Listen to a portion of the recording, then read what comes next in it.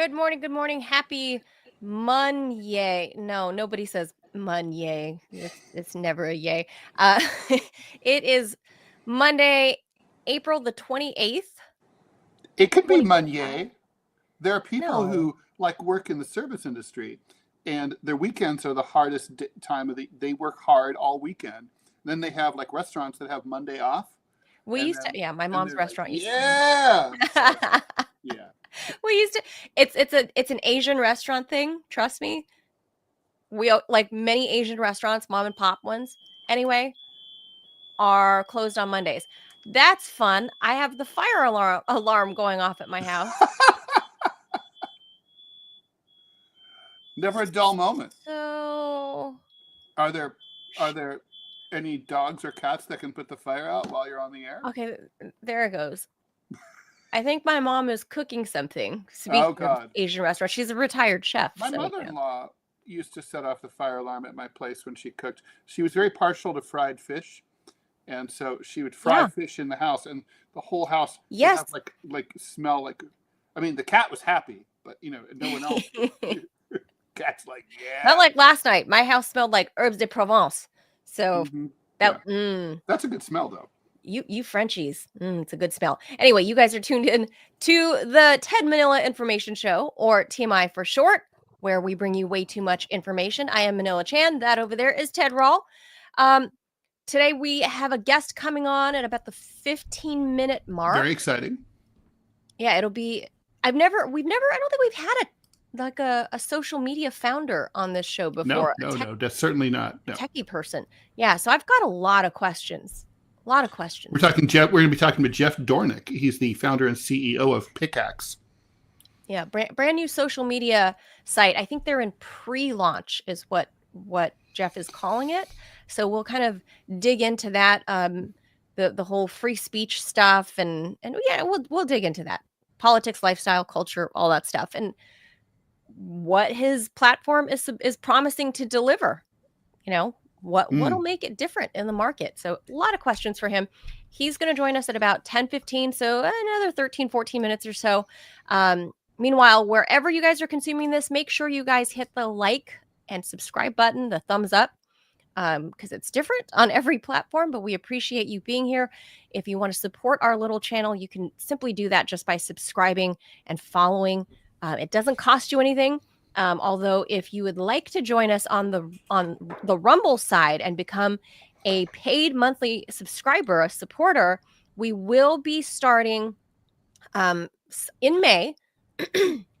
We'll be starting. May 1st is a very important day for us. Not Just only read your book. Yeah, my book comes out it's this Thursday, May 1st, and we become monetized on Rumble on May 1st. Yes, an official creator. So after May 1st, we will be providing subscriber only exclusive content. There's that. Ted's book coming out in a couple of days. Available everywhere books are sold.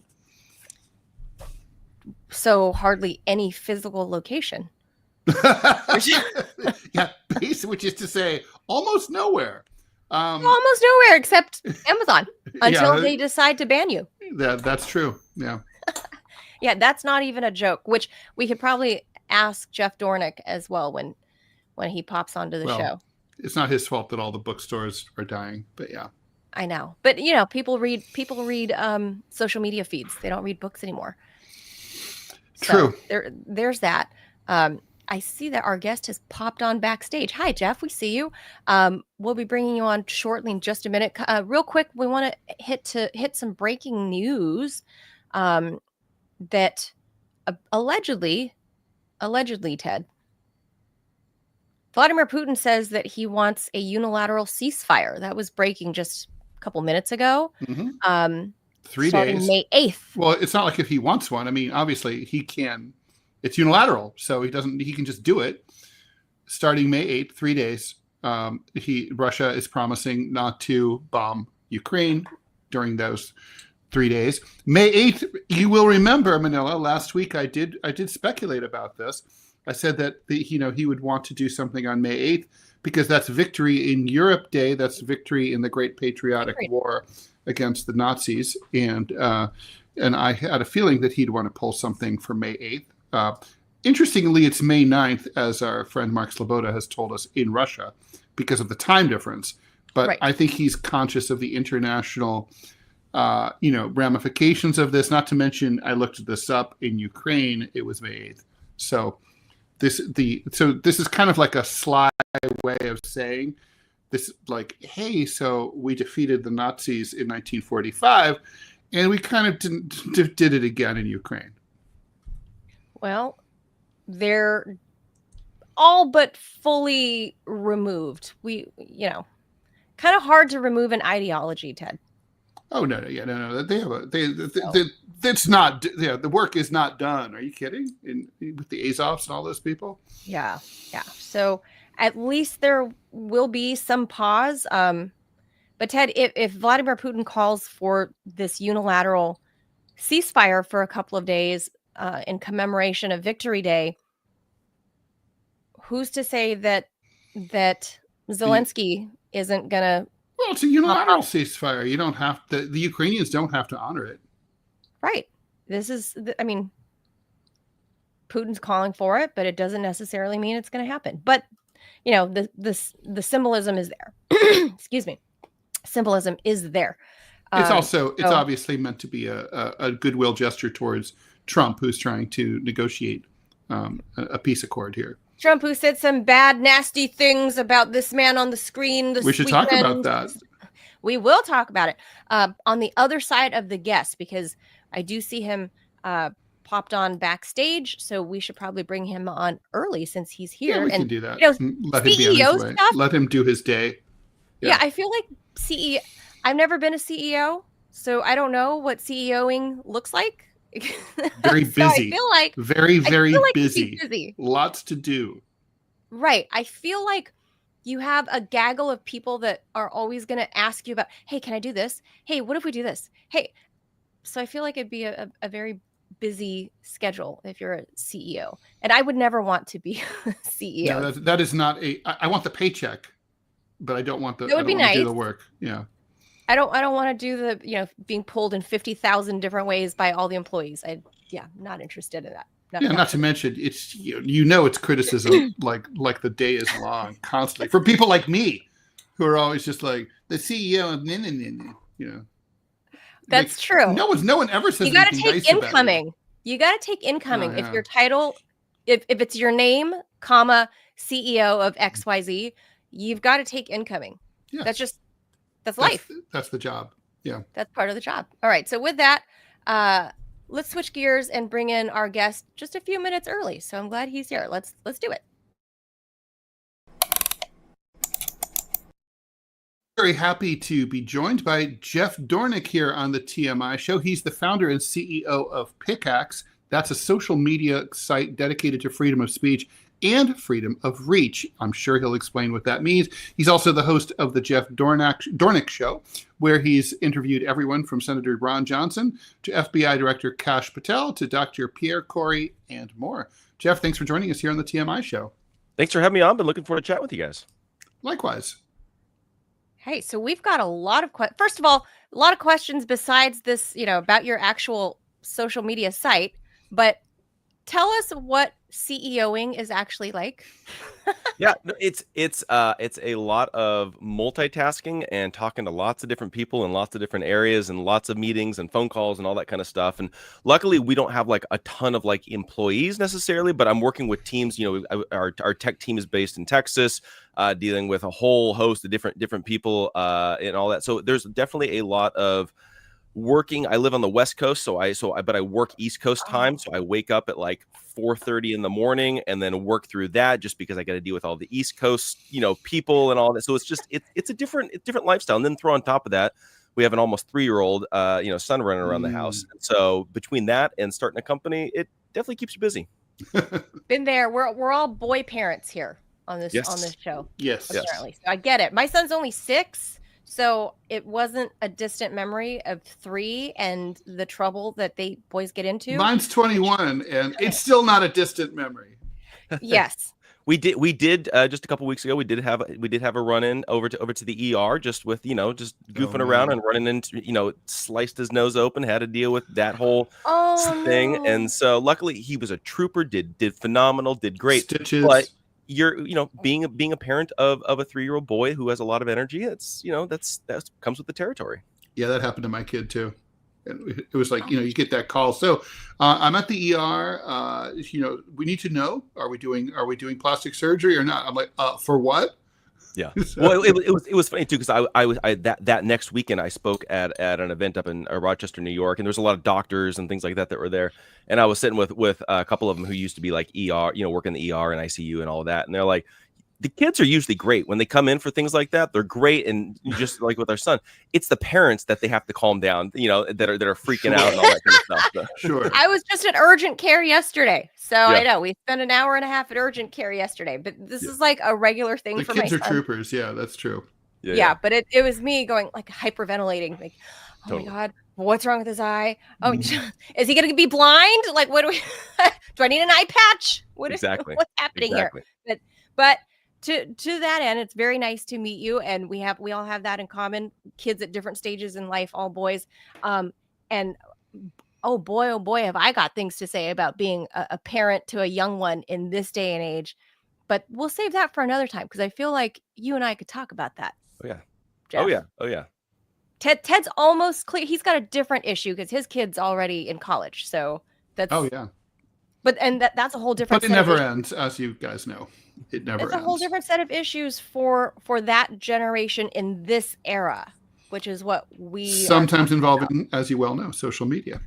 That's true. Yeah, very much so. So first, let me ask you, Jeff, like right off the top about your site. One, why another social media site in an already crowded market space? I mean, because we have Truth Social, we have Blue Sky, Getter. I mean, of course, outside of the mainstream, which is Twitter, which Elon vowed to bring free speech back. Why another social media site? Yeah, definitely. So honestly, when the whole idea of starting another social media site came up was when Elon bought X.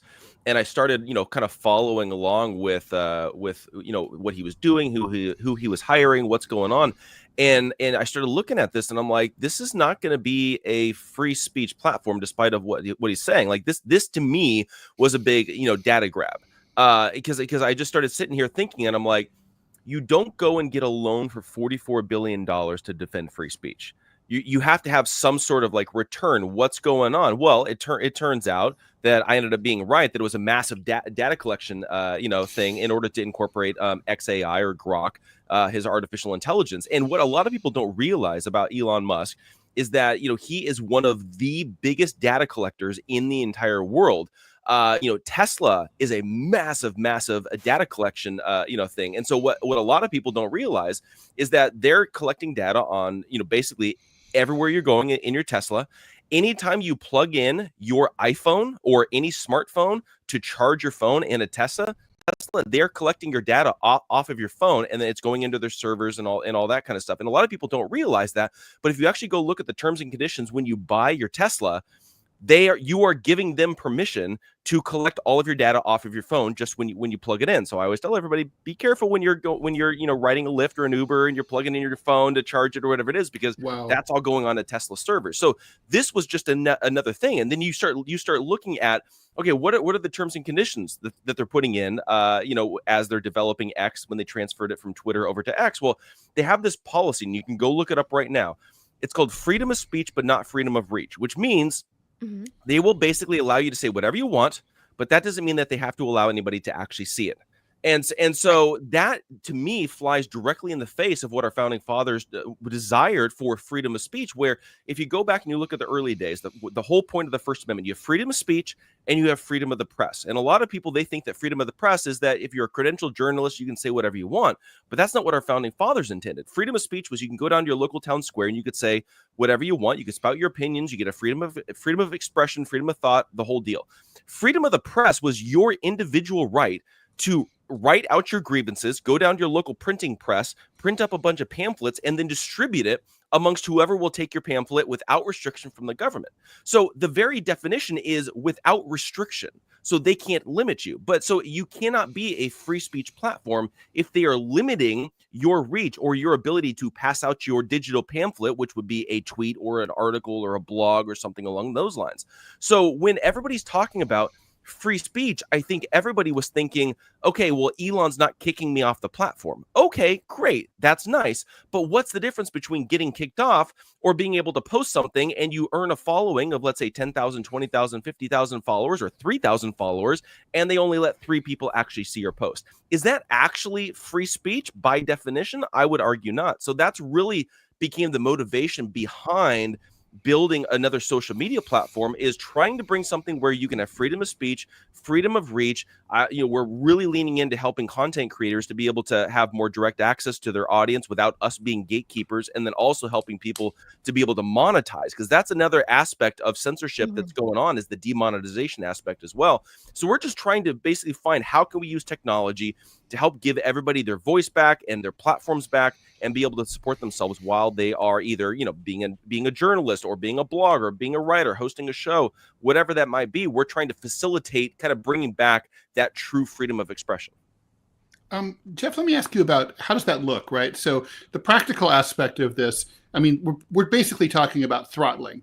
And, so I was never dumped off X, but in the old regime, pre-Musk, I was throttled ruthlessly.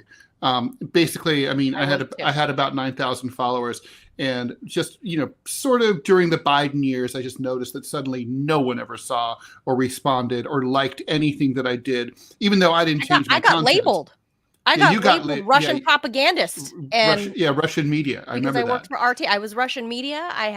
I was, like completely shadow banned. I had like thousands of followers I'm still shadow banned on Facebook, but I suspect that's because the Zuckerberg has this like no politics. It might not be specific to my politics, but he's basically said like, we're throttling political content, and that's what I do. So on Pickax, are you saying that you have a zero throttling policy completely, or is it partial? What does it look like, actually? Yeah, we're what we always say is we are content and topic neutral. So we don't get involved in, you have a particular opinion, so we're going to throttle you, anything like that. So what we do is we kind of have a couple different feeds and different ways that we structurally build them. So you have your primary news feed, and within that you have 3 tabs. So you have your news feed. You can see all the posts that are among all the people that you follow. And the next tab that we have is your articles tab, and then the third one would be a videos tab. But in each of those, we do that chronologically based among the people that you follow. But then if there's engagement or somebody likes something that you did, or a comment or whatever it is, that will get bumped back up to the top. Because I feel like that's the most fair way. And that way, if you're logging in, the first thing that you see is either going to be chronological, or it's going to be like one of the more popular things that's getting a lot of engagement. Then you have, so that's just like a chronological, we're not messing with anything. If you follow somebody, you have equal access to their content. The trending tab Jeff, sorry to interrupt, but one quick question, interjection. So, I mean, are you concerned about sort of the phenomenon of popularity begets popularity, and something that's a slow build might get pushed down, but might have ultimately become, might have grown and then emerged, right? I mean, it's sort of like if you can find a bookstore, but if you go to a bookstore, people go to the front of the store and there's the bestsellers. People are, oh, that's a bestseller, and they buy the bestseller. The bestseller remains a bestseller because it was a bestseller, because it was, you know what I mean? Because they told you it was a bestseller, just like when Oprah tells you, oh, these are my favorite books. But maybe your favorite book would have been number 6,000 that week, right? So totally. Right. No, yeah, that's definitely one of those things that because I don't want our platform to just be a platform where somebody who's already famous comes on and then they're immediately the top person. There's no competing with them. That happens and they just a lot. dominate the platform. because to me, I want to see people thrive, and I want to see interesting people thrive on the platform. And so one of the things that I'm working on right now, obviously the next couple of steps that we're developing is a couple of new features. We're going to roll out the app, because right now we're web-based only. But one of the things that I do want to be able to do is have a little bit more of a curated feed that maybe we'll add in there, or some sort of recommendation or trending, to where we can begin to highlight people that are posting really good quality content, but maybe they don't have 1 million followers or 500,000 followers or whatever it is, or maybe you've never even heard of them, but they're consistently posting really good content. Right now, the way that we're doing that structurally is I have a Pickax news feed that we have on there that we really promote a lot, where we're kind of curating what are the top articles that are being posted on the platform. Is this on the right side that we have on the screen right here? Is that what it is? No. So actually, basically, I have an account set up right now it's called Pickax News, and we have it to where when you sign up, that will be one of the accounts that you automatically follow, and then that way that's a little bit more of a curated feed. So if we're seeing that somebody's posting an article or a video or whatever it is that seems interesting, then we're posting it, whether that person has 5 followers or 100,000 followers. It doesn't matter. We're going through and we're trying to curate. This looks interesting. We're not pushing this based upon topic or issue or opinion. We're doing it based on, this looks like an interesting, conversation starter, basically. And we're not looking at the follower count when we're deciding that. The only condition that we have to have is that you have to be verified. And the reason why we're doing that is that way we can basically rule out a lot of the trolls and the bot farms, and because we all know that a lot of the intelligence agencies, both ours and foreign, are using these bot farms in order to manipulate algorithms and all of that. So by having a verification system, and the only way you can truly trend or be recommended or really be seen is to be verified, we know that that's actually a human being and not just manipulating the system and the algorithms with bot farms. So that's really our only condition, is you have to be verified, and then if you're posting interesting content, then you may get highlighted on the Pickaxe news feed. So we already have viewer questions for you coming in. Adrian in Europe wants to know how you plan on monetizing, and would you be any different in terms of data collection, like you pointed out with Elon's version of Twitter X? Yeah. So our monetization strategy is, we're doing it a little bit differently.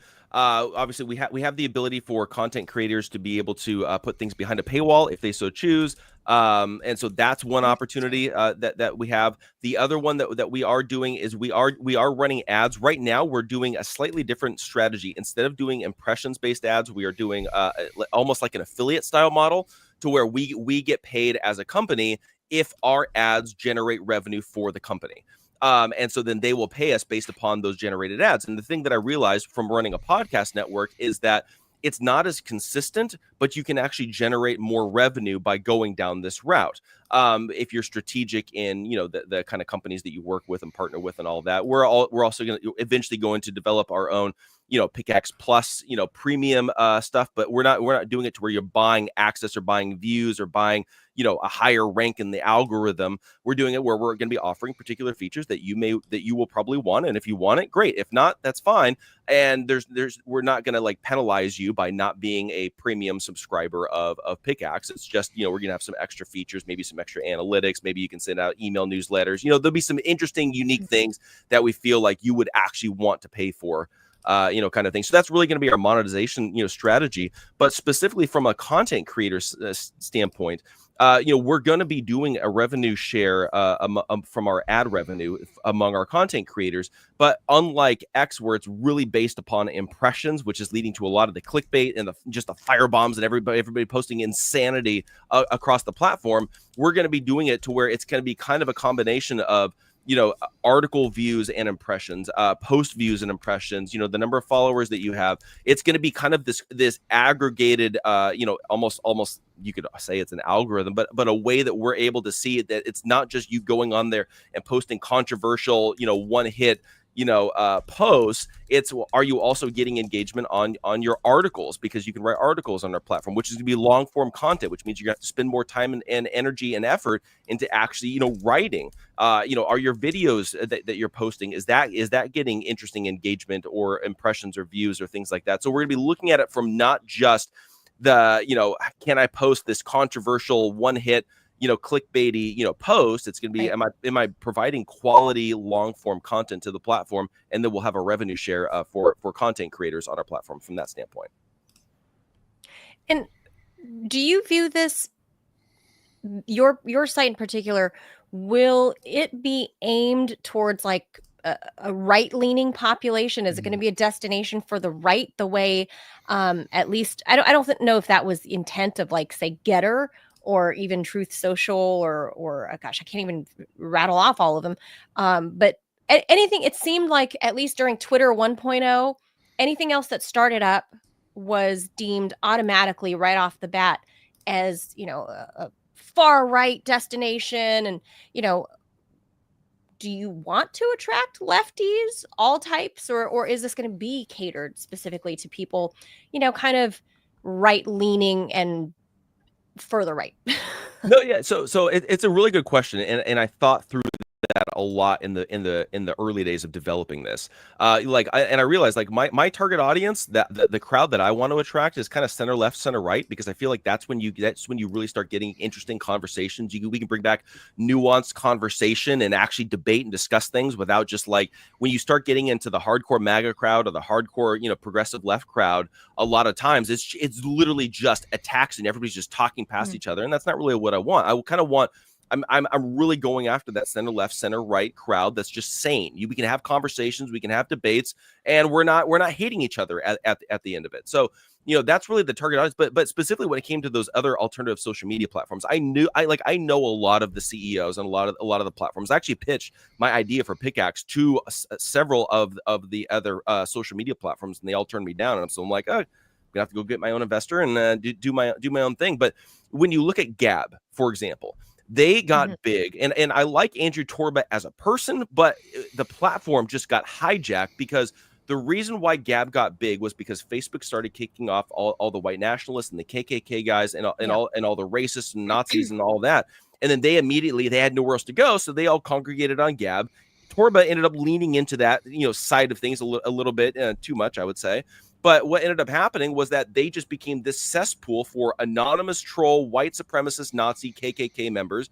And you can't actually have a good, rational conversation with anybody over there, because they're all immediately, if you talk about anything that could have anything to do with the quote unquote with the Jews, all of a sudden it gets hit with Nazis and KKK. And you're just like, this is insane, right? Whether or not the platform is good or not, which I liked structurally the platform, it's just a cesspool for racism and Nazism, whatever it is.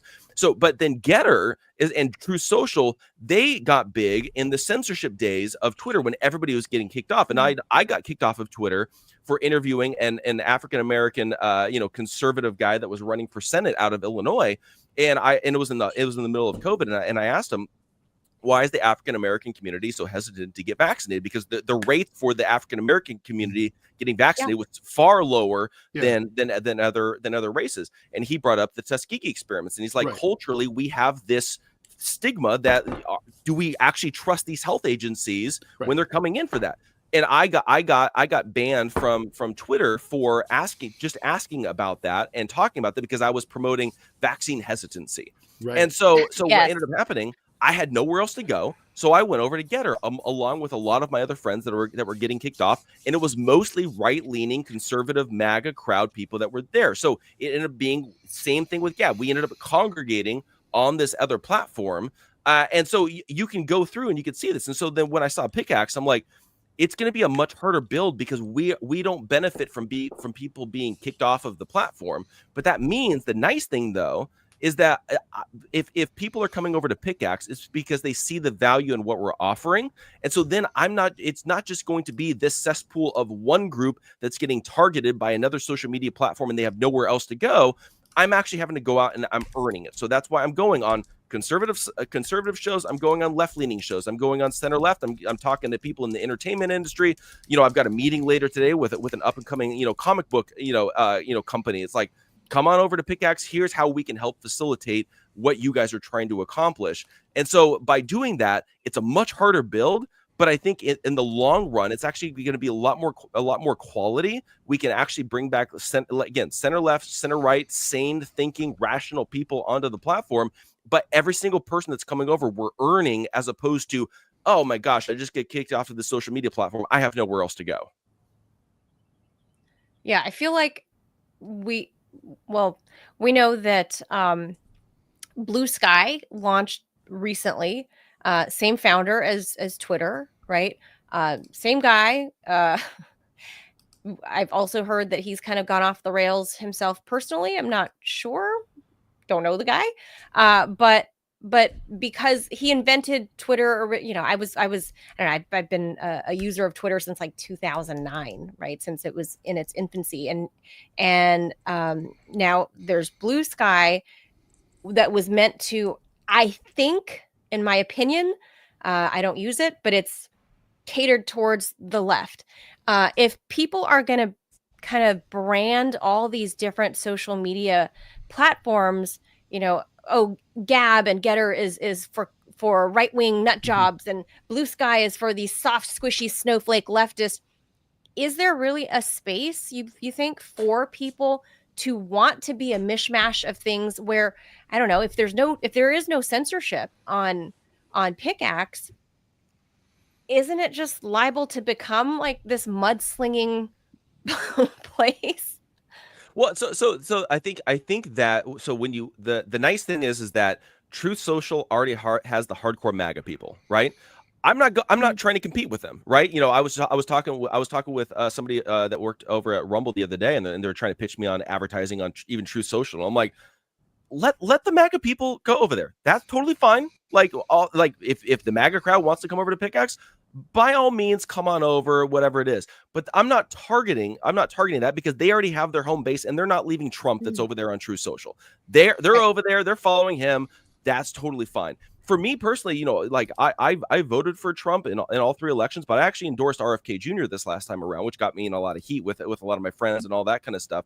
But it was really interesting, because being in that crowd, I started, it really changed the way that I thought through things. Where one of the things that RFK Jr. said at a lot of the events that I was at with him was that he's like, I'm not looking at what divides us. I'm looking at what unites us, because those things that unite us, we can actually accomplish something if we actually unite over that issue. That's not to say that we ignore our differences, but let's actually debate the differences. But let's find where we have common ground, and then we can discuss that, and then we can debate our nuanced differences of opinion. And in all reality, I would argue that for a lot of the everyday Americans, our differences aren't as drastic as what you see in the mainstream media and the news. We could actually discuss, debate, and all of that. So I think a lot of what we're going to be able to do with Pickaxe is because I'm not targeting the easy low-hanging fruit of the MAGA crowd, or the easy low-hanging fruit of the Blue Sky crowd, that sort of thing. We can actually just get a bunch of sane people, and it's been a pretty positive experience on Pickaxe, where we can have discussions, debates, and nobody actually hates each other. I'm not saying that that you'll never get the hateful rhetoric or the hateful people that are on there. But the thing that I realize is that when you look at platforms like Gab, or even like X, where you start to see a lot of the hateful rhetoric, a lot of that is with anonymous accounts. It's being fueled by the trolls and the bot farms and the AI driven anonymous accounts, and even the ones that have the blue check marks. It's the people that have fake accounts, that they're not putting their face on there, they're not putting their name on there, they have no skin in the game. So but with us, the way that we're weeding that out is actually by our verification system, where the only way that you're really going to get found on our platform is to be a verified account, which means that you are who you say you are. And the nice thing about that is that now you actually have skin in the game. So if you say something that's hateful or divisive or whatever, you're actually going to have to stand behind that on our platform and take the blowback. If you say something, we're not going to censor you, but the blowback is going to come from other people or your friends or your family or whatever it is. And there begins to be a little bit of a check and balance in the rhetoric that you don't get on a lot of these other platforms where you can hide behind a fake account. Let me ask you about the verification. By the way, I love the theory of that, and no one's been more victimized by anonymous trolls than me. Trolls are cowards, right? They're the worst. They're the absolute worst. They're the scourge of the internet. Now that said,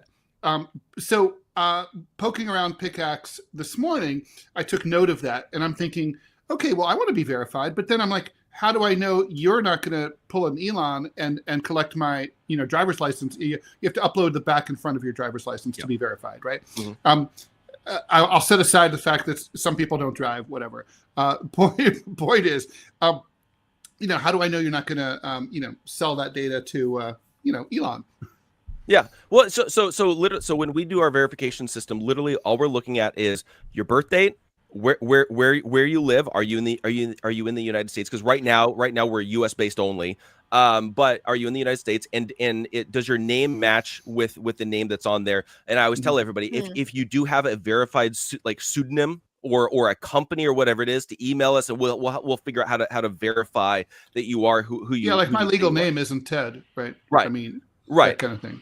Right. So you'd be able to tell because my middle name is Theodore's, but still.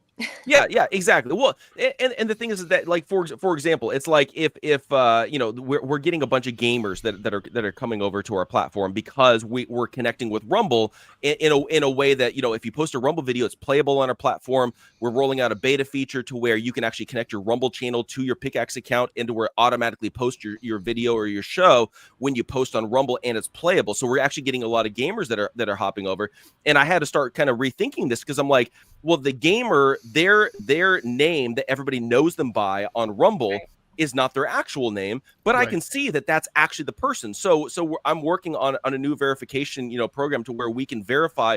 Let's say if you're a gamer and you're on Rumble, I can see that people will want to know that you are actually that gamer person by that handle, and so we're verifying use, that. Maybe, yeah, right. Like, how do you verify Combo Panda? I mean, we're gonna have to, that's one of those things that we're doing. So one of my ideas is have a different, check mark for verified, pseudonyms or gamers or, things like that, to where, okay, this person, obviously their ID doesn't match that name. However, they are a recognized, person, whether or not you're a gamer or you're, and cat turd's not on our platform, but if you're a cat turd, it's like people are going to want to know, is this the actual cat turd or is this a fake cat turd? So we're gonna have to figure that one out to where maybe we have a different color check mark for these pseudonyms that are on the platform, but that's actually the person that you want to follow and that pseudonym. And how would you verify them? I mean, I'm just wondering, practically. So right now, the way that we've done it with the Rumble gamers that have come over is that they'll come over, they still upload their ID, and again, we're just doing a verification. And also for people to know, we immediately delete your ID information from our servers, so we're not holding on to that information or collecting that and all that. But for right now, what we've been doing is the vast majority of them have been able to they have an email that's associated with their Rumble account, and we've been able to verify it that way to where we can see, okay, it's the same person here. So that's what we've been doing. I'm working on a more sophisticated version that I'm still working through with my tech team to be able to do this kind of a thing. But that's one of those things that, like, over the last couple of weeks, we've had an influx of the gamers, and that's where I'm kind of like, I'm gonna have to rethink this one a little bit, because not everybody where their name doesn't match with their ID is doing it for, to hide behind it. They, the gaming community is huge. And so we're trying to figure out how to work through that one. But with the data collection, I will say this: we're not collecting anybody's data. There's a little bit of analytics that obviously we're tracking. It's like, okay, who's getting what kind of impressions, or what are you doing on our platform? We're not tracking anybody off the platform. And I figured out a way that we can target ads to where I don't have to collect your data. So I'm doing ad targeting based upon content and based upon the creators, as opposed to what the users are looking at. So for example, if somebody is let's say writing about health and wellness or food or whatever it is, we're going to know that that's the kind of ads that you're going to want to see, because that's the kind of stuff that you're reading. So by targeting it based upon the topic and based upon the creator and the kind of genre that they're a part of. Yeah, exactly. So like, for example, and they're not one of our advertisers, but it's like, I know if you have a hardcore Republican that's writing about election fraud, you're probably going to want to run a My Pillow ad. So, but maybe somebody that's writing about, like health and wellness and food, they're not going to want to see Mike Lindell pop up on their advertising. The other thing that we're going to roll out here in the next couple of months as well is allow content creators to decide which of our ads will show on their content. So that'll be another way that we can target ads to where they can prioritize, because there's a lot of content creators. Again, if we're going for a more nuanced and center left, center right crowd, there's going to be some people that they may want to have the wellness company advertise on their content. There's other people that have serious problems with the wellness company and they don't want their advertising shown on their content. So by allowing content creators to kind of prioritize the advertisers that are shown, we're able to target based upon their preferences as well, which I think again, it's a way that I can target without actually collecting anybody's data. Well, that's a big deal, because for all those content creators on, let's say on X, and I still dead name it Twitter because it's Twitter. Yeah. It's Twitter, whatever. It's still Twitter. I don't care. But if you're monetized there, you don't get any control or any say over what pops up in your own, within your content, right? Like, you have no control over that. It's all Elon Musk and what they decide for you, and whoever is, paying for that particular spot for whatever reason. So if you're a big content creator, it's Elon's choice. It's not a la carte the way you're kind of describing here. So I know you guys are kind of like in beta, I guess, right now, right? You're in pre-launch. Producer Robbie wants to pop in real quick for a question for you as well. Let me bring him on there. Howdy. Robbie. Hey there, how's it going? No, it's going good. It's good to be able to put a face and a voice to the Twitter handle. So, no, I'm glad to hear about the whole verification change, because I am your favorite bot, Putin Bot Gaming. That is me. So obviously my ID does not match my my moniker over here on Rumble. So that's good. No, what my question is for you is, you're going for, it sounds like more like the populist left and the populist right. And I agree with you. Like, I'm a right winger, Ted's a commie, and we have a lot of overlap. Now, we have some fierce disagreements, and we had one just before the show started.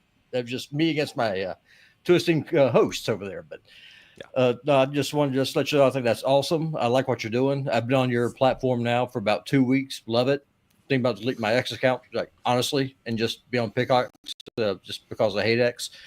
But no, what my question is the way that you're kind of going out and marketing. How are people finding you on the grassroots level? Like, are you going to rallies? Are you going to protests?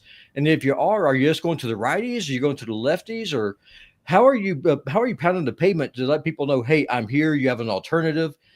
Elon Musk is not your friend. Facebook is not your friend.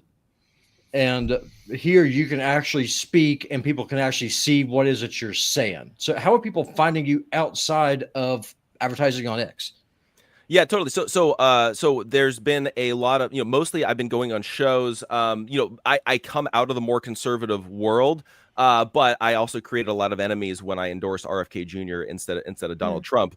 So that kind of changed a lot of the dynamic of what shows have me on and what shows don't, and all that. But I think up till now it's been mostly podcast interviews, going on shows, the whole deal. We're bringing on a publicist that's going to be helping to book a lot more of a diverse interview slate and all that kind of stuff. We sponsored an event called the Summit for Truth and Wellness that was up in Rochester, New York, where we had it was hosted by Shannon Joy, who's radio show host, podcast host, all that kind of stuff. But we had a lot of medical freedom people that were there, and obviously they've been censored left and right, every which way. And so, I participated in a panel there on, technology and technocracy and AI and artificial intelligence and all that. And then there was another panel on medical freedom and all of that. And so that was another way that we did it. I just emceed the walkaway, rally yesterday in Beverly Hills as well. And then, but we're going to be going to some, a couple of gaming conferences coming up. We're going to be going to, some health and wellness things. I was at the Natural Products Expo West which is definitely not a cesspool of conservatives over there. And so, so we're trying to be as diverse as we can. And I think it was nice, and I didn't do this strategically, but it was nice that I endorsed RFK Jr. because I think it really helped to help people to understand that, like, I'm not just another MAGA CEO like Getter and Gab and all that kind of stuff. I'm trying to bring back free thinking and nuanced conversation and debate and all of that. And also, I think even like yesterday at the rally, like, my main point for being there, and I've talked to Brandon Strzok about this a lot with the walkaway campaign, was that all I want people to do is realize that just because you're a part of a particular class of a group or whatever it is, that you don't have to vote a particular way. Whether and I say this to the Republicans and I say this to the Democrats, is just because you're a part of this group does not mean that you have to follow the leader and just do whatever you're told. You can be your own person. That means that maybe on some issues you agree with the Democrats, and maybe on some issues you agree with the Republicans, and maybe like me on some issues you disagree with both of them at the same time. Right. And so you can have a little bit more of a nuanced opinion, and you don't have to follow the leader just because your leader tells you to do X, Y, and Z. So that's really been a lot of my message, and I'll go anywhere that people will allow me to say that kind of thing. Why the name Pickax? I got to know the name. Why Pickax? So with Pickax, we were brainstorming, and we were trying to figure out something that, because I'm trying to be very human centered. I've taken a very anti-AI approach with stuff, because I've got a lot of concerns for the future of AI. Again, it could be a great tool, but also it's also a tool that could end humanity as we know it. And so I wanted to promote a very human centered idea. And so when we were just throwing ideas around, all of a sudden, I forget who it was that suggested it, but we came up with this idea of Pickaxe, and it emotes a lot more of like manual labor kind of mentality. But also, we wanted something that we could turn into a verb. And so what we'd have on the platform is if you like something, you pick it. If you don't, you axe it. And so that way you can have a kind of a positive, negative, reaction to different things. But the other side of it. And what happens if you axe it? Does it disappear, or does no? It'll still be there. But so if you pick it, it'll show up and highlight as like a teal green. If you axe it, it'll show up as like a red. So it's kind of like a thumbs up, thumbs down kind of mentality on the way that you can like downgrading it. Because I mean, one of the things I hate about like Reddit, for example, in their interface is, you could have say 1 million likes, upvotes, 1 million downvotes, and so the net is 1 or 0.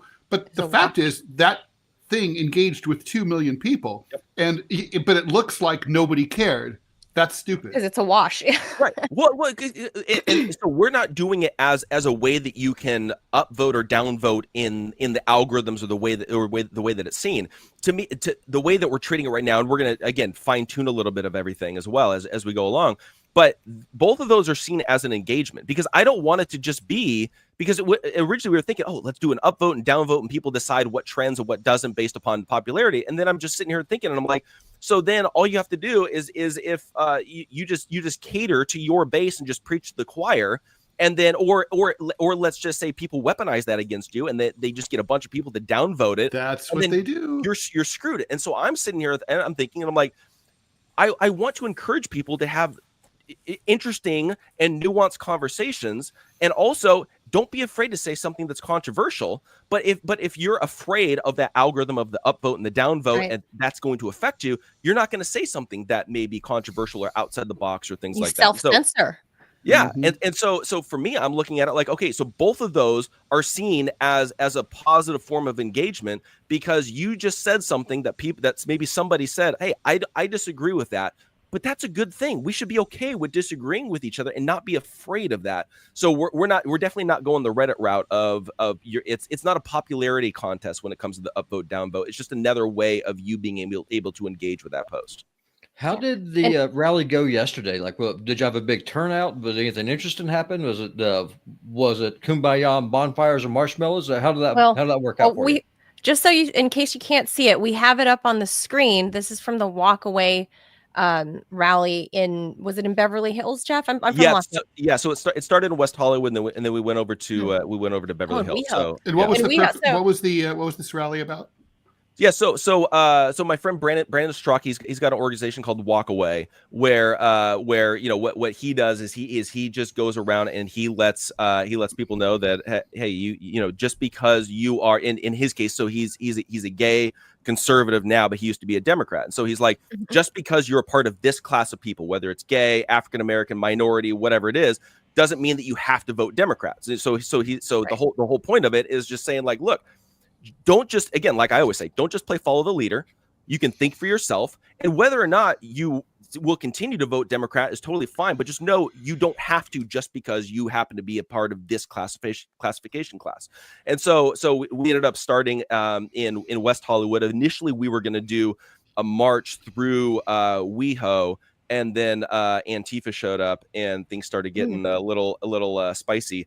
And so Brandon pulls me aside. He's like, do you think we should do our intended route? I'm like, I think we should probably just go straight towards Beverly Hills, because we had police protection in Beverly Hills, but not in West Hollywood.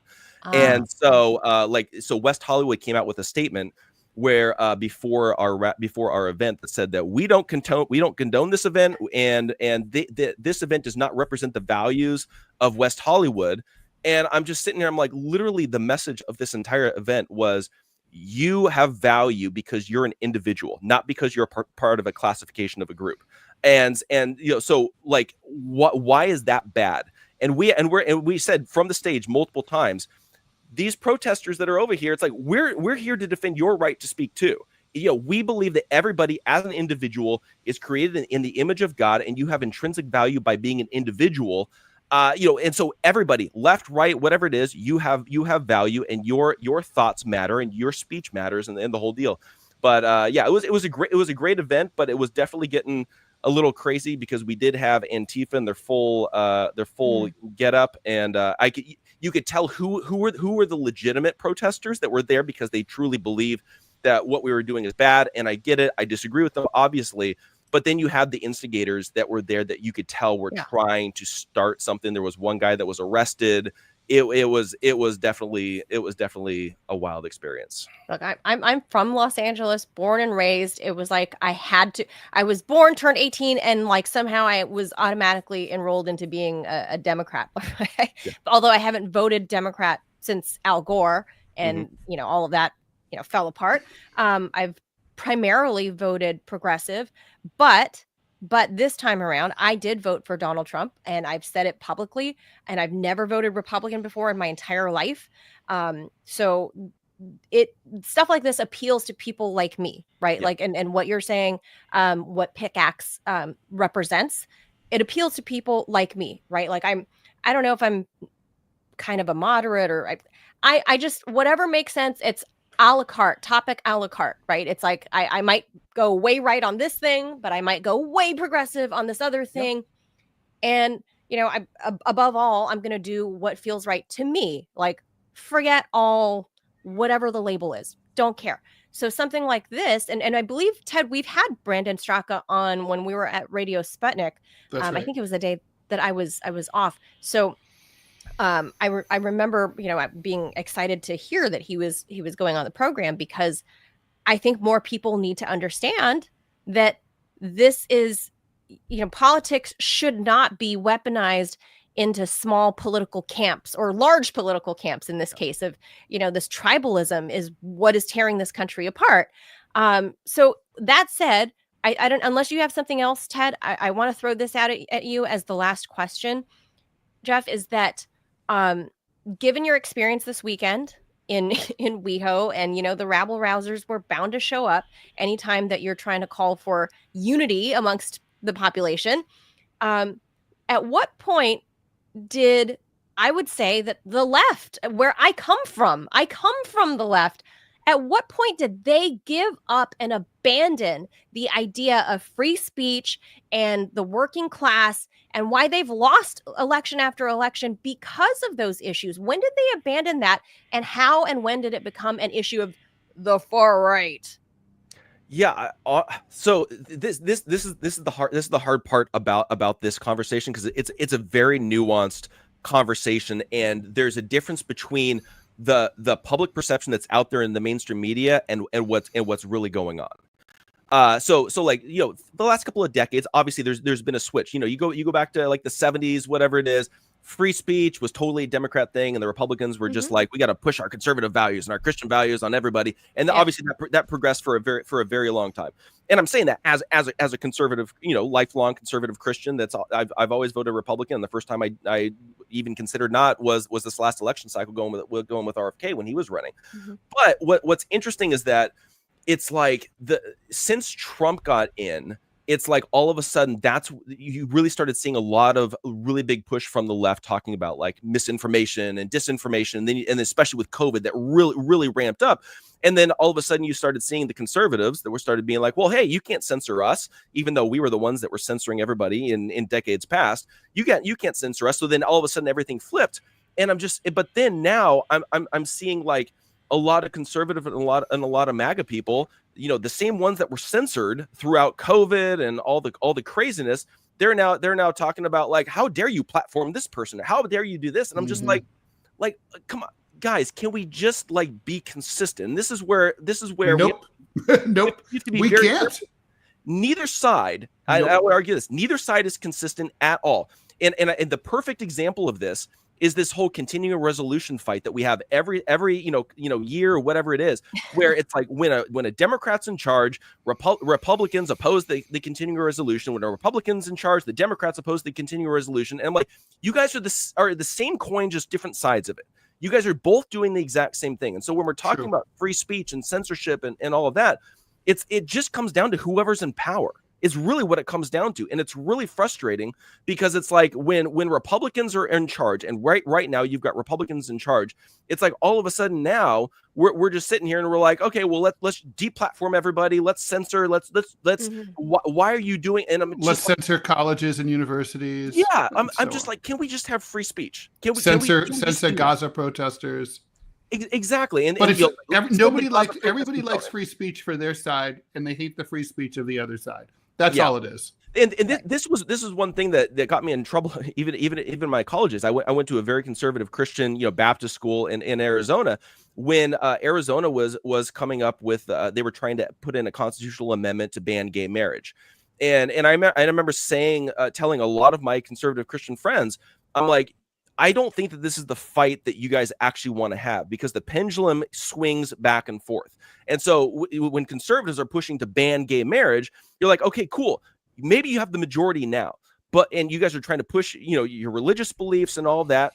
Totally fine. You're well within your right to do so, but just be aware that pendulum is going to swing back the other way, and you guys are going to be outnumbered. If this is just a popularity contest among Christians or whatever it is, like that pendulum's going to swing. All of a sudden, you guys are going to be outnumbered at some point. Is this really the battle that you guys want to have, where it's just going to be a popularity contest between, let's say Christians and Muslims and atheists and all of that about who has the most people in this country? Or do we just want to fight for constitutional rights? And I think that that's something that I think a lot of people, they start identifying with their team. And then it's just whatever I have to do to have my team win is what I'm going to do, as opposed to taking a step back, figure out what's my worldview, what do I actually believe, why do I actually believe it, and then align with people based upon who most closely aligns with your worldview. And I think that's the more sane way of dealing with things. But everybody is just in this team sport mentality of, if you're a Republican, you have to destroy the Democrats. If you're a Democrat, you have to destroy the Republicans, and you're just yelling past each other. And I'm just like, I agree with both on different things, and it's crazy. I couldn't agree more about that. I mean, yeah, and also part of that team politics that drives me crazy is that when your side is doing something that is objectively ridiculous, like pretending that your senile president isn't senile, or deporting 2-year-old American babies, you have to go along with it because after all, it's your side. But if the other side were doing it, then you'd be yelling at them for doing it. Yeah. And both sides play the gotcha game. And how dare you do that? And if you did this, you would be upset. And I'm just like, you guys are both upset at each other for doing the exact same thing constantly. Right. And, and I'm just like the utter hypocrisy in politics is so frustrating, but it's very easy to get sucked into it because everybody just looks for confirmation bias because they're going for the team sport and they're my side needs to win, my side needs to do this. And I'm just like, but what do you actually believe about all this? Like illegal immigration is a perfect example where it's like, if you're a Democrat, you have to oppose illegal immigration because Donald Trump is for opposing border security because Donald Trump is for it. It's like, but just not that many years ago, you were supporting border security and building a wall and all this kind of stuff and deporting millions of people. Exactly. Yeah. I'm like, at a certain point, do you guys see the hypocrisy? But nobody does, because it's just about, I have to own the Democrats or I have to own the Republicans. Totally. And it's like, this is going to end very badly for our country unless we get people to take a step back and stop identifying as a political party and start just identifying as, what do I believe? What are my principles? And then unite with people where you agree and debate with people that you disagree, but don't see each other as the enemy. There's only a small number of people that I count as my enemy in this country. And it's a very, very, very small percentage. The vast majority of Americans, we agree on a lot more than we actually disagree. Yeah, studies have shown that too. Yeah, but totally. When you're only focusing on the wedge issues, it feels like we're a lot more divided than we actually are. Totally. Well said. Yeah. Jeff Dornik, everybody go check out pickax.com. It's only available in the US, as Jeff says right now. So it's, I don't know what in the tech world is it called, beta, right? It's in the beta. Yeah, technically beta. I converted it from beta to pre-launch. Basically, it's fully live right now, web-based only. Okay. We're going to be rolling out an app here in the next couple of months. And then I just had to jump through some extra hoops because we want to be a free speech platform, but still be accepted into the app stores. And so we're the way that we're actually doing that is our verification process, because we're weeding out the anonymous trolls and the bots, which usually are the ones pushing a lot of the horrific rhetoric. Great. So we had to do some extra stuff in order to make sure we could still be free speech. See, that's really great, because if this were in real life, which obviously social media platforms are the new town square, if you're saying hateful, horrible things, whether it's like anti-Semitic, like I hate the Jews or whatever, or like, Black Lives Matter, you're gonna get faced with whoever's walking by. You're bound to offend somebody. And you can't hide, because they'll see your face. You are there. There will be some kind of reckoning or accountability. So I guess this is the only way to stop that, is like having real people and not some anonymous, free account troll that's just, you can make 20 accounts, 200 accounts, and you just fill up the platform with toxicity. Like, I think people are tired of that. And certainly grown adults like me are tired of that. It's just like, I hate Twitter. I find myself on Pinterest because I'm a middle-aged suburban soccer mom. So I can't even figure out how Pinterest works. I think it's like a genetic testing thing, like it knows I'm a guy, so it just doesn't work for me. Doesn't work for straight dudes. It just it's not a thing. I got to say, Pinterest is probably. I could see a scenario, and I'd have to look into the back end of the way Pinterest works. I could see a scenario where that's a massive data collection scheme, because they can tell all of your interests. They can tell every single, like, the kind of data collection that they can do is insane. Oh yeah, because I have boards for everything where I'm like, dream kitchen inspo, dream living room inspo, Yeah. So they know right away I'm a homeowner. I'm probably a middle-aged mom. I probably live in the suburbs. I probably have, this many kids. I have a husband, it knows. So it knows market to me. It even markets comfortable shoes to me. Exactly. Well, enjoy those comfortable shoes. Yeah, I'm considering. I'm in my mid 40s. You just got to do orthopedic. I just ordered shoes today. Don't be a hater. Plantar fasciitis. Anyway, yeah. That's right. Jeff Dornik, CEO of Pickax. He's a free speech advocate as well. Thank you so much for carving out time out of the busy CEO life. I don't know anything about it or tech, so I just know it sounds crazy and hectic. We'll certainly be following up with you, and I'll be signing up to check out what's, you got to see what's out there, right? Like, and see where it feels most comfortable. Maybe I'll also be more comfortable at Pickax than X, I don't like X, to be honest. Yeah, that seems to be the consensus now. Yeah, it's ugly. It just makes me angry and sad, and I don't want to feel that way. So Totally. there's that. So, Thank you well, so much, Jeff. We appreciate your Thanks, time. Jeff. Thank you. Appreciate it. Bye-bye. All right. So That was Ted, interesting. I'm interested to see how it plays out, obviously. I mean, it's a crowded space. It's definitely going to be challenging. I already don't like social media to begin with, but if there is a place that I can at least pop on to see the news that interests me and what people from around, all over the country are saying, in the way that Twitter does that, because you can see things happening in real time, right? Like the whole reason we know the atrocities happening in Gaza in real time is because of Twitter and other social media, right? True. So in that sense, something like Pickax would be good for me to at least be scrolling. I'm not much of a poster, but I like to see things happening from the ground so I know what's up happening. Dayton, Ohio. I don't know, Ted, anywhere. Yeah.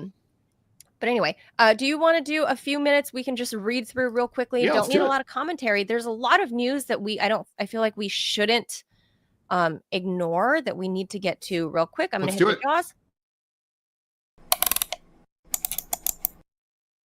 Trump has accused Vladimir Putin of launching attacks against civilian areas in Ukraine for, quote, no reason and not wanting to, quote, stop the war, and is threatening Moscow with new sanctions.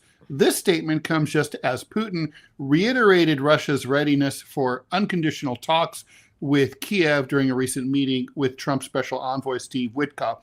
This is all very complicated. We only strike military targets or civilian sites used by the military. That, according to the Russian Foreign Minister, Sergei Lavrov. Trump issued his threat in a post on Truth Social after he met with Zelensky over at the Vatican for that funeral for Pope Francis. Trump Perfect place for a meeting. Yeah, perfect. Perfect. And it's nice to see Zelensky dressed up for the occasion. Trump sharply criticized Russia's continuing long-range strikes against Ukraine, saying that Russia wants to prolong the hostilities. Trump and Zelensky met on the sidelines of that funeral. And then Europe's support for Zelensky was apparent also at the funeral. Zelensky the Z-Man got to hang out with Keir Starmer of the UK, Emmanuel Macron of France, Giorgia Meloni of Italy, and EU Commission President Ursula von der Leyen. Meanwhile, Putin had lengthy talks with Steve Witkoff at the Kremlin. The meeting took place behind closed doors, as previously, but this time at the Kremlin. Putin, I think that's symbolically very resonant. Putin's foreign policy aide Yuri Ushakov and presidential investment envoy Kirill Dmitriev also took part in that meeting. According to Ushakov, the 3-hour conversation, 3 hours is a long time for something like this, between Witkoff and Putin was very constructive and useful in nature. Apart from multiple rounds of high-level talks around the conflict in Ukraine, Russia and the U.S. are also negotiating restarting their diplomatic contacts frozen under Biden. So, Manila, I think what's going on here is that actually the two sides, when it comes to Russia and Ukraine, and the United States for the war, are closer than like U.S. media would like to admit. Lavrov and other comments stated that there's a few points that need to be ironed out, but that Russia is ready for an agreement. In other words, it's not like, well, we're done, but clearly they're not saying they're far apart either, right? So I think they're not, and there's no reason really for them to be far apart, given what's on the table with I think, and then look, I think Trump, I'm sure, has conveyed to the Russians, I'm going to have to beat you up a little bit for domestic consumption, but don't worry, we're good. Well, so Ted, do you believe what happened at the Vatican? I mean, you see these two talking, and then Trump puts out that stupid tweet. That's just to make everyone shut up. You think so? You don't Trump think hasn't he changed his mind bought into this? No, hook, Trump line, hasn't and sinker? changed his mind about Zelensky. Trump doesn't like him. He thinks Ukraine provoked the war, and he's just not. I don't think that he's changed anything. Also, more to the point, look, the U.S.-Russia train is pulling out of the station with or without Ukraine. In other words, even if there's no resolution to the conflict, Trump's going to end the sanctions and normalize relations with Russia and get back to doing business over energy and other things with Russia, even if there's no end to the conflict. So, and if you're unless you're dumb as rocks in Ukraine, in the Ukrainian hierarchy, you're going to say, okay, well, we got to like get whatever we can get out of this now while the getting is good, because it's only going to get worse later. Zelensky tweeted immediately after Trump's Truth Social post about like Vladimir bad and maybe I'm second guessing, but then literally after Trump's truth, after the funeral services, as he's boarding back onto Air Force One, he starts kind of slightly slagging Zelensky again and being very moderate, taking a moderate approach towards Putin again. So he's kind of all over the place. And I'd also like to point out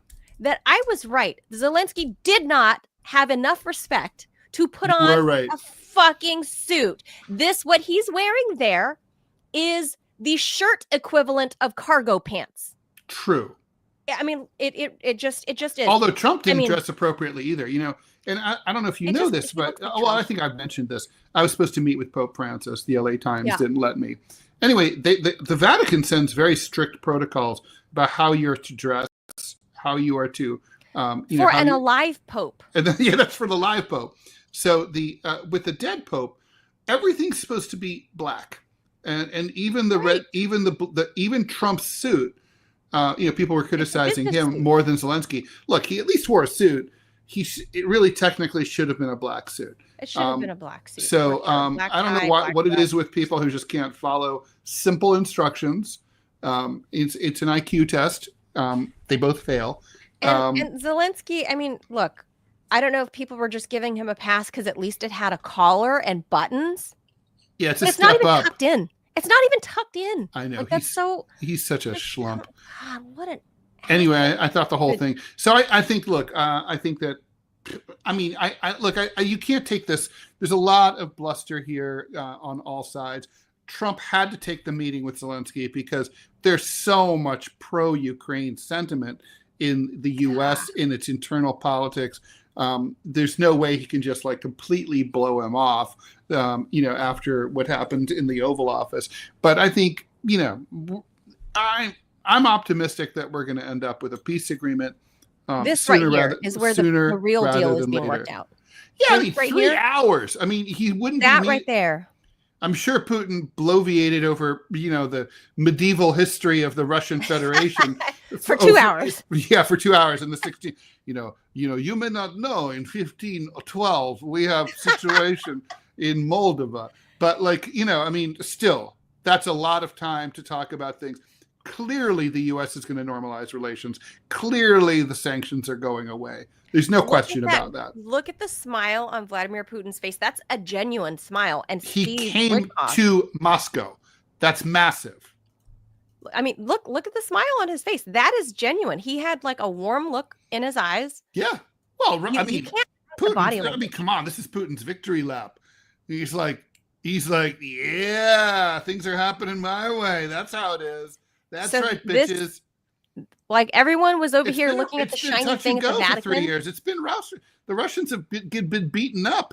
So when you get vindicated, you kind of like get to relations. You get to take a victory lap. That's how that works. They were beaten up public relations wise. Yeah. In reality, I don't mean on the front. I don't mean in the war. I just mean like everybody's like, look over here, shiny thing, Vatican, Trump. Ooh, what did he wear? Yeah. Meanwhile, at the Kremlin in Moscow, that is where the real business with the real adults, no question, was really actually happening. So pay no mind. I hope pay no mind to what Trump is truthing, what Zelensky is tweeting. Pay attention to what's happening right here on your screen between those two men. That's where the real deal is being hammered out. And those expressions upon seeing each other speaks a million words. Oh, yeah. No question about it. All right, so let's move on here. 28 people have been killed, 800 injured in an explosion in southern Iran. That, according to the official IRNA news agency. There's a public health emergency and airborne toxic pollutants have been released. This happened in Shahid Raji port in the southern city of Bandar Abbas. In video published by the BBC, An enormous fire plume can be seen erupting into a bigger, darker pillar of smoke. Hossein Zafari, spokesman for the Crisis Management Unit for Iran, told the Iranian news site ILNA that the blast was felt 31 miles away. The cause of the blast is not yet clear. Government officials say it may have been due to improperly stored chemicals. That certainly has happened in many places over the years. President Masoud Pezeshkian described it as an accident, and IRNA said recklessness in storing flammable material had been discussed as a possibility.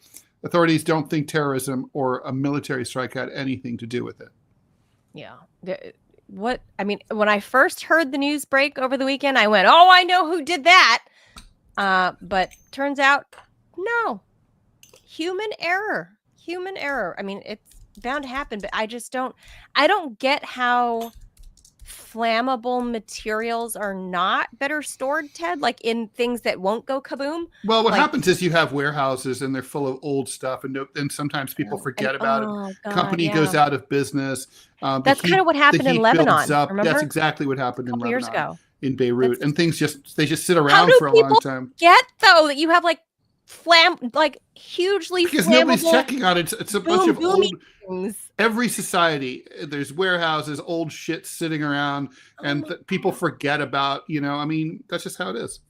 The death toll has risen to 40, with 1,000 people injured now. So before we head to a different topic, Ted, we've got a word from our sponsor. We do, which I think we should get to. We'll pause before we get to more news. Okay. All right. Well, Robbie, please put it up. Or we can have Robbie read it. Or, well, here we go. Here, I'll do it. The New Yorker should do it. It's faster. Okay. This sponsorship is from Rumble, one that's incredibly important to the survival of the company. When Rumble first started in 2013, they built a platform for the small creator. They didn't censor or have biases. They were fair and treated all creators equally. No one thought platforms would censor political conversation or censor opinions on COVID, but they did. Facebook admitted they fell to pressure from the Biden and Harris administration. Rumble did not. They held the line. They're attacked daily for giving us a voice to talk to you. They're attacked in corporate media. They're attacked by governments like France. They are attacked from brand advertisers who refused to work with them. Corporate America is fighting to remove speech. Rumble is fighting to keep it. Rumble won't survive with brand advertisers. They don't get much of it. Watching our show on Rumble is the most they can ask from you. But if you really believe in this fight and you have the means, one major way you can help Rumble survive is by joining Rumble Premium. Join the community that believes in the First Amendment and believes in our human right to free speech. Rumble is offering $10 off with the promo code STUDIO when you purchase an annual subscription. Go to rumble.com/premium. Use promo code STUDIO. Like I said, if you have the means and believe in the cause, now is the time to join Rumble Premium. If you don't have the means, we're just happy if you watch us here on Rumble. Okay, so let's keep going here. Rice is a staple in Japanese culture and cuisine, so much so that the word for meal is synonymous with cooked rice. But demand for rice is outstripping supply by a lot, causing prices to soar, and Japan is now taking the rare step of releasing rice from its emergency stockpile and turning to imports. The shortage is affecting daily life, where the myriad uses of rice not only include rice itself, but sushi, alcohol, because rice alcohol there is fermented from rice, like sake, as well as ancestral ceremonies. Restaurants are hiking prices and no longer giving free rice refills. Bags of rice this might, by the way, explain why my Indian restaurant sometimes doesn't send me the free rice with my meal anymore, unless I ask for it. Bags of rice are disappearing from the shelves in grocery stores. There's now a limit of one bag per customer. Some Japanese tourists are even buying rice when they visit other countries in Asia. 11 pounds of rice costs an average of $30, including tax, as of the second week of April. That's twice as much as a year ago, according to the Ministry of Agriculture. Rice imports, which could leave Japanese farmers vulnerable to competition, are quickly rising. In February, the volume of rice imported by private companies went up by 551 tons, surpassing the total import volume for the entire 2023 fiscal year. South Korea's National Agricultural Co-op confirmed its plans to export up to 24 tons by early June. This will be the biggest such shipment in at least 25 years. This is just a sliver of the overall rice consumption in Japan, which is about 7.8 million tons over the course of an average year, like from July of 2023 going out a year from there. But they underscore the rice crisis in Japan, which began in summer last year after a heat wave in 2023 led to a smaller and worse quality harvest that fall. So rice be getting pricey in Japan. Yeah, we covered. Obviously, I'm on Rice Watch, Ted. It's a major thing in my house. You're not in an Asian house unless there is a rice cooker on the counter. Oh, for sure. Which we have.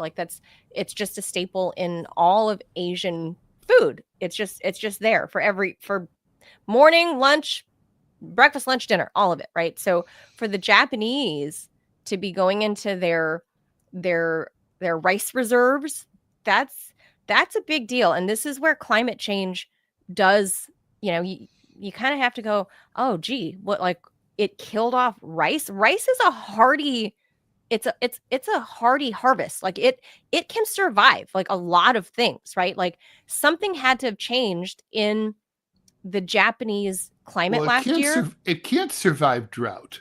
I mean, not drought, but I mean, because rice grows very wet in water. Yeah. Right. It has to be very wet, obviously. But there's also different types of rice that can survive in drier, like wet-ish, not full on. Yeah, no, rice survives at a lot of different latitudes, right? So yeah. So there's something happening there for Japan to have gone through a whole year of a bad rice harvest. Like that's something's up, Ted. And this is where, when it starts affecting food, is where people finally go, oh, maybe climate change is real. When you don't get food production. Oh, climate change is real. I'm working on a project right now that's forcing me to read up a lot about climate change. Manila, it's absolutely terrifying. I mean, it is a lot worse than anybody is talking about. I mean, it's not like a if. It's a yes, and it's going to be. It is already massive, and this. I mean, look. The truth is, there is a 70% chance of total civilizational collapse by the year 2100. In other words, our kids and grandkids will live to see. If there's a 70% chance that by the year 2100, literally there won't be nation states anymore. That we'll be living in small clans, that we will be living, that the written word will disappear, that people will go back to oral history. I mean, we're going to be lucky. De-evolution. We're going to be lucky if we get back to the state of civilization as it was in the year 1600. Everything will just fall apart. No more computers, no more cars, like no phones. All that's gone. Electricity, grid, collapse, done. It's going to be a fight for resources, and the population's going to fall. Human population's going to fall off a cliff. I mean, chief among them is the fight for resources, which is water and rice, which for pretty much any country on earth, like everybody eats rice, right? Like food. Rice is food in general, but like this is like a basic minimum from around the world. They drop bags of rice, when they drop off food in Africa. I mean, we are idiots not to be making climate change the most. It should be 90% of the federal budget should be dedicated to fighting climate change. It's all we should be doing. We should be like get together with all of the major countries of the world just to deal with this. That should be like China, Russia, India, Brazil. We all have to get together and like work this stuff out. It's human survival. Yeah, an asteroid is headed toward the Earth. We're all going to die here. Make sure we can eat. Oh, speaking of eating, Ted, you told me about this story, about this next story. Oh yeah, let's do it. All right, so turns out there's a guy. They finally arrested a dude. Oh, by the way, you'll be happy to know that the corpse fucker is now in custody. The alleged corpse fucker, after 3 weeks of running loose in the city of New York, has been apprehended. Of course, he's an alleged corpse fucker. He's not a convicted corpse fucker. And in America, you're not a corpse fucker legally until a jury of your peers has decided that you're a corpse fucker. So he's, at this point, an alleged corpse fucker. I'm going to just keep saying that. This is the guy on the subway, right? And this is the on the subway. Yep, that's right. So an Okay, alky we're dude, giving you updates real quick. 37-year-old alky dude, died of alcoholism on the subway, and then after he died, 37? some other dude. The guy that died was 37? Some other dude came along and was like, "Huh, that guy looks cute. I'm gonna tap that. I'm gonna tap that dead guy." So anyway, that's where we are. Okay, so maybe we deserved to all die from climate change. Yeah. Maybe. But anyway, so the guy who got this story. So Christy Nome, by the way, who's her face came up on. I think this is important to say. Her face came up on the news on my TV, and my cat Clovis, he hissed at it. He hissed. So I think he never does that. He's a very sweet cat. I think he has dog solidarity because he's like that's a bad person. She'd be killing canines. Well, she is a bad person. Anyway, so Homeland Security Secretary Christy Nome, her purse is MIA, and her purse had $3,000, passport, and hilariously her Homeland Security badge and ID and fob. Anyway, that was all stolen when she was out to dinner with her family. Ed Martin, AG for DC, said that the guy that they finally caught was supposedly an illegal immigrant. Color me extremely skeptical on this because it really feeds their. I'm not saying there aren't zillions of illegal immigrants in this country. There are, but this really feeds the narrative in a way that's like it's too delicious. You know, we know Ed Martin both. I know Ed and his family personally. I don't think he would make that up. Okay, well, I hope so. I hope not. And there are. And they say they're looking for. He has an accomplice. There's professional capacity here. Apparently, he had an accomplice. There's no word on whether the money or the passport or the badge were recovered. Right, or if it was used. I'm sure the money got spent, siphoned up and used or spent very easily. Hopefully, it was spent to buy some good dog food for dogs that needed it. But. There are a lot of illegal migrants in the Northern Virginia area. And as you know, chief among the undocumented or semi-documented or disputed documented people is Kilmar Abrego Garcia, the guy that got shipped off to the CCOT Supermax prison in El Salvador. He's from the DMV area. There are a lot. People always think of like Southern California or Arizona or Texas as having like all the illegals. There's a lot of them here. So, purse snatcher, illegal migrant, it's believable to me. It's not impossible. It's just sort of like, okay, everything's coming together I trust there. Eddie. I trust Ed Martin. I guess I'll trust him. I don't trust her as far as her dog can throw her. Not her, but Ed Martin, I do trust because I've known him for a decade. And I will say that like that video that she filmed, she should be tried for war crimes just for, and I'm not even kidding, that video that she made at the El Salvador prison with the dudes behind her. So that's actually a violation of the Geneva Conventions to humiliate prisoners on camera. Yeah. It's illegal under international law, what she did. So she's gross and disgusting. Anyway, it's a story you have to see to believe. One Virginia woman says she was traumatized after a snake fell out of the ceiling of a Mexican restaurant in Henrico County and right into her marg. Carletta Andrews said it happened at Margarita, for those that don't know. Well, if you don't know, then you shouldn't know. Carletta Andrews say that this all went down at the Patron Mexican Restaurant and Cantina in Sandston on the evening of April 16th, in case you were wondering about the exact date. In the exclusive interview with Channel 8 anchor Autumn Childress, Andrews said that she and her husband had just finished their food when she felt something on her forehead, as one does when a snake falls on it. I leaned in to take a sip, and I noticed something hit me on the forehead, and I looked at my husband like, what was that? And hubby, when I turned around, I saw the snake in my margarita. It was moving. It started wrapping around my straw. It doesn't say how big this snake was. I kind of want to know that. Well, you can look right here. All right, pause and look right there. It's a little baby snake. Okay. All right. So maybe like 9 inches or a foot long. Yeah. Maybe a foot. He's small enough to, be draped. Did she over finish her the margarita? Or all right, anyway. Well, It was, she snapped a video. it was moving. It started wrapping around my straw, she said. The rest is a blur. She said she recalls restaurant workers trying to remove the snake with a stick, but another customer grabbed it and released it outside. I kept saying, please don't let it go in my purse. I left shaking. I was traumatized.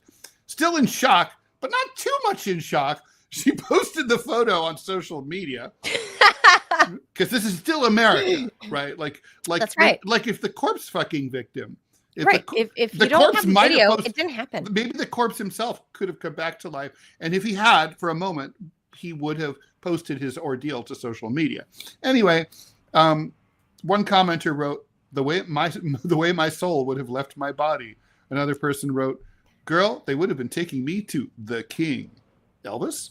Anyway, records show inspectors found several violations during a routine inspection in December, including mold, broken handles, missing ceiling tile, that one's crucial, in the dish room, cracked floor tiles throughout the kitchen, and leaky ceiling tiles. I see a theme here. Records show that these violations were corrected, however, in a follow-up inspection 6 days later. I don't know if they checked for snakes. Andrews said, precautions or not, she hopes something can be done to prevent another person from leaving scarred. If that was the baby, I fear. Is the mom there? Yeah, here. Let me just tell you. The answer is yeah, because that's biology. Yuck. Wait, Yeah. So even with snakes, after the babies hatch from the eggs, the mama is still around? The mama's around, yeah, and there's usually several. The mama has a bunch of baby snakes, right? Ugh. So typically, yeah. So my in-laws, they lived in California, and in their garage they had rattlers nesting in like the shelves, and turns out mama rattler had like baby rattlers, so that's good times. My God. And of course, my father-in-law was an Asian badass. So for him, this was an opportunity to like kill them and eat them. So he did. Oh my God. So he went to town. It was like, it's barbecue time. But Oh my he God. was a badass. I would call my father, who used to be in the Air Force, and ask him if he could call out an airstrike on my house. Yes. But and just start over. Just nuke it to be sure. Like Sigourney Weaver, just to be sure. Nuke the planet. Yes. Yeah. So apparently here in Virginia, and I'm just now learning about this because I know about, like the climate and the animals and creatures that come from California, and like it's kind of arid, right? It's a desert. Sure. I don't know much about the creatures that lurk in Virginia. I didn't know that Virginia has a snake season, Ted, and I'm in it now. So what kind of snakes do you have? I don't know the names of them, but these big scary ones like you're seeing on the see screen. are there poison. I'm looking up poisonous snakes. I heard they're not poisonous, though, is what I kind of briefly read. New York has 4 types of poisonous snakes. Snake Not season in the begins city. in Virginia. Seek medical assistance if bitten, is what the local ABC. Well, yeah. Thanks a lot, brainiacs. Duh. Yeah. Hey. But apparently snake season starts in Virginia as temperatures rise. So we're now in that season. Well, yeah, of course. And it is. Ooh, you have some major poisonous snakes in Virginia. You have the timber rattler snake, which has one of my favorite Latin names, Crotalus horridus. You've got the northern cottonmouth. That's also a nasty dude, and the eastern copperhead. So these are. Wow.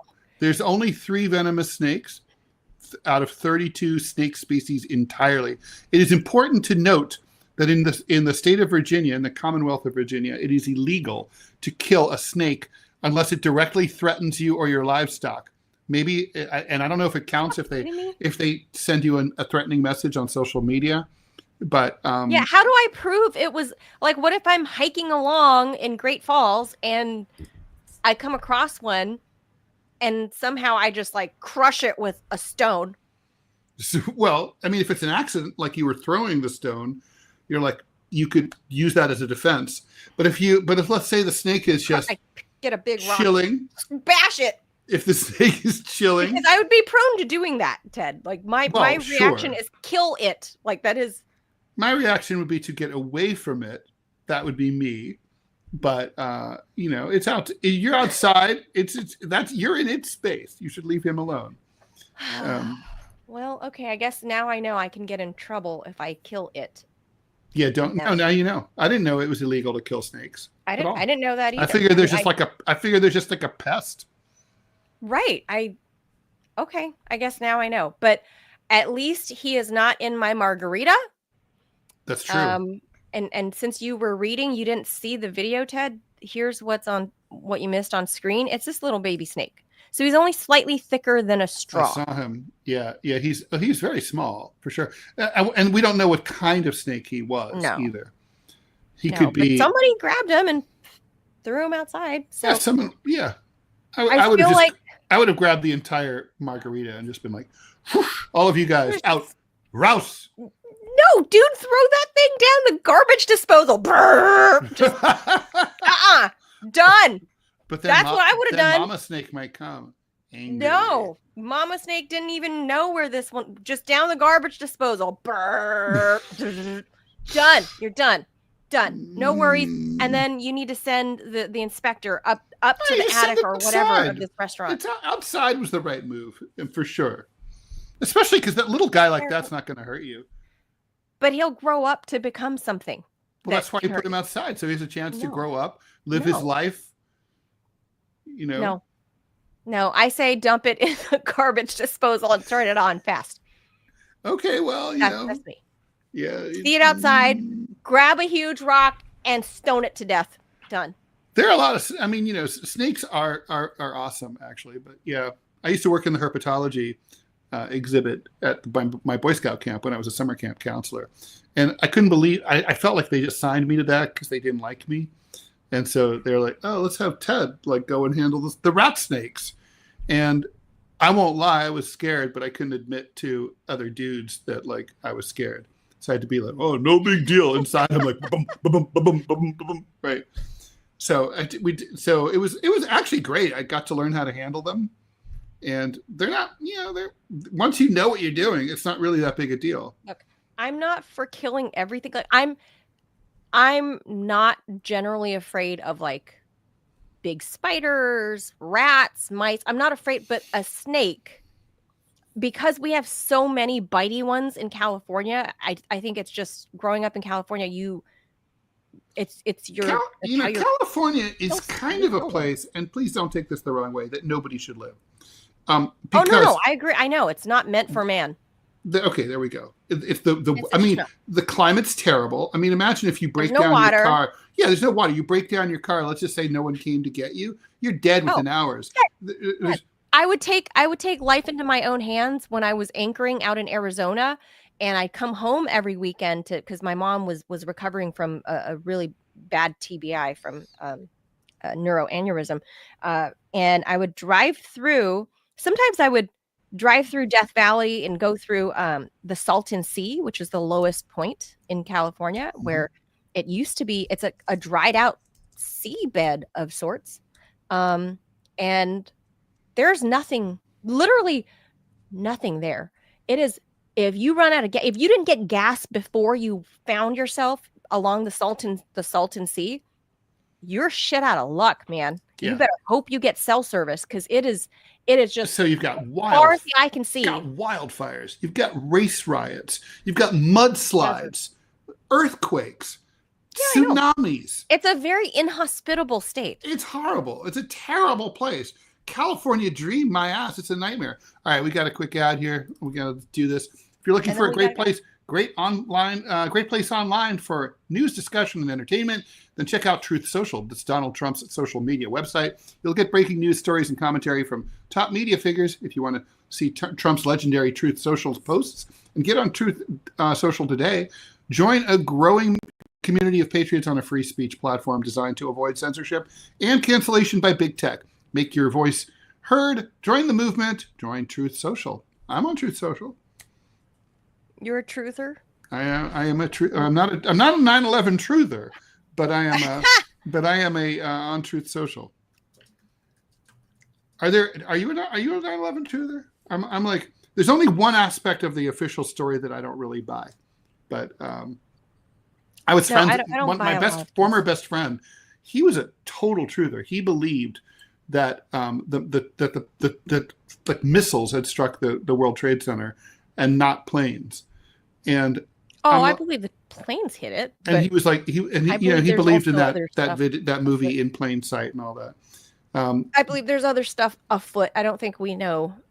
And I don't believe that United Flight 93 was brought down by the drink cart of death and Todd Beamer. I don't believe that. I think it was shot down by the U.S. Air Force, and I think that the U.S. Air Force did the right thing by doing that. It's very possible, but it's too ugly of a thing to say. Well, people don't know, Ted, that the military has. I don't know if it's a right, but it is a part of policy that if you're deemed a threat, that they take you down. Yeah. Look, honestly, I wouldn't even if like it's a it, civilian aircraft. But if that were my relative, if that were me on that plane, and I knew that it was headed toward, the Capitol or something, I would be like, this sucks to be me, but I would totally understand why it would be shot down. I really would. Yeah. It would be like, I have a lot of questions about that. So, but that's for another show, maybe a 9/11 anniversary show. We could do a 9/11 show. Speaking of anniversaries, I think tomorrow might be the anniversary of the LA riots. I need to double check. But maybe we should mention that tomorrow. That was a big thing. That was before, it was BLM. Before BLM, it was like racial issues stirring in LA in 1992. And I remember these. I remember the riots very vividly. And I ended up with an accidental housemate in New York because a friend of mine lived in LA. He came home and there were some dudes outside of his apartment building. He lived in South Central and they were about to set fire to his building. Good time. And he talked to them and he's like, guys, do you mind not setting my building on fire? Give me a few minutes to run in and get some essentials. So he went upstairs, filled up a duffel with whatever he could think of, and then said, thanks, guys, and then took a cab straight to LAX and then showed up in New York. And he's like, I don't live in LA anymore. I'm done. And he never went back. That was it, huh? Okay. Yeah. Well, I remember the rooftop Koreans. I remember LAPD being dirtbaggy and complicit and basically locking people in. It's shocking. So, yeah. I think we have a guest planned for tomorrow, but anyway, we'll talk about this off air. So that'll do it for us today with your snake drink. Maybe, but Ted, remember, a lot of Mexican drinks have snakes already meant to be in them. They're in the tequilas. Wait, that's a worm. You mean like mezcal? No, snakes. What are you talking about, woman? What are you talking? Dude, I grew up with the Mexicans. I'm telling you. What snake? I'm honorary Mexican. I don't know. I don't ask the snake. I've just seen. You said there's like a live snake inside your drink? No, not alive. Like they're marinating in the it's thing. I don't drink them. I just Serpento Muerta? It's a thing. It is a thing. Go look it up. Wow. So Clovis is saying it's time for lunch. Yeah, we're leaving everybody with that snake margarita. So all right. Bye, have a good everyone. one, guys. We'll be back tomorrow, 10 a.m. Eastern. Thank you so much. Hit like, hit subscribe. Manila Chan, Ted Rall, producer Robbie, banished to the backstage. We thank you for being here. We'll see you tomorrow. Bye.